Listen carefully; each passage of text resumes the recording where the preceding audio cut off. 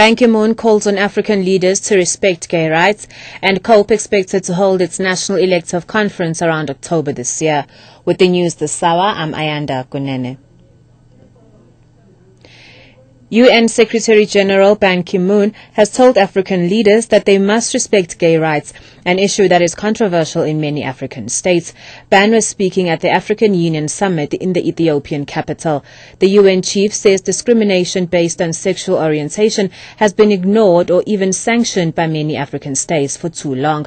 Homosexuality is outlawed in most African countries, and discrimination against gays and lesbians is rife on the continent.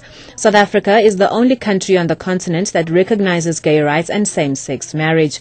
The most controversial anti-gay measure is in Uganda, where a bill calling for the death penalty for certain homosexual acts was reintroduced in Parliament late last year. Former President Nelson Mandela's sister, Nokutamba, has died at the age of 81. Mandela's grandson, Nkosi Zwelivelile Mandela, has issued a statement saying the family learnt of her death last night.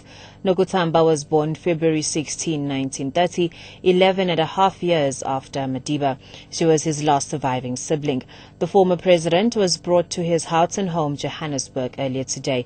The presidency said the move was due to maintenance work at Madiba's rural home of Ikunu in the Eastern Cape. 2 structures have been destroyed by a veld fire that is burning out of control in Slanghoek Valley near Worcester in the Boland.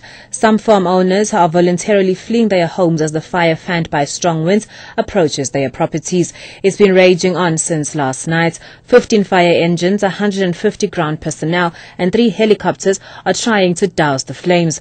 Baines Kloof Mountain Pass between Wellington and Ceres has been closed due to poor visibility. There's been minimal damage to the local vineyards at this stage and no reports of injuries. It's unclear what caused the fire.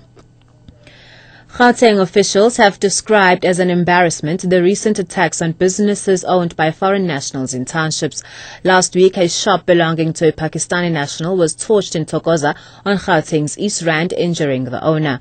The Provincial Economic Development Department's Mandla Sidhu says they condemn such attacks. The Gauteng Economic Development condemns the ongoing attacks on businesses owned by foreign nationals. The NEC Kwetani Mahlangu views this as an embarrassment to the country as it hampers the entrepreneurship spirit and job creation. The NEC urges communities to cooperate with the police to identify those responsible for this act, that they should be tracked down and brought to justice.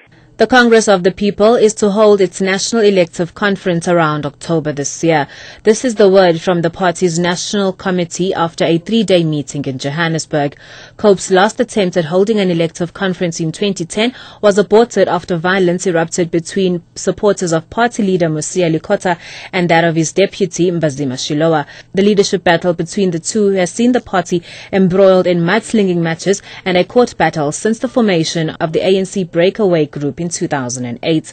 Likota says one of the major stumbling blocks was the lack of a reliable database, which they are establishing at the moment. That membership database also runs together with the voters' roll, because as people join, we check whether they are on the voters' roll so that we can account for the authenticity of these people and of that database from all sides. So, given that, the problems of credentials will not arise.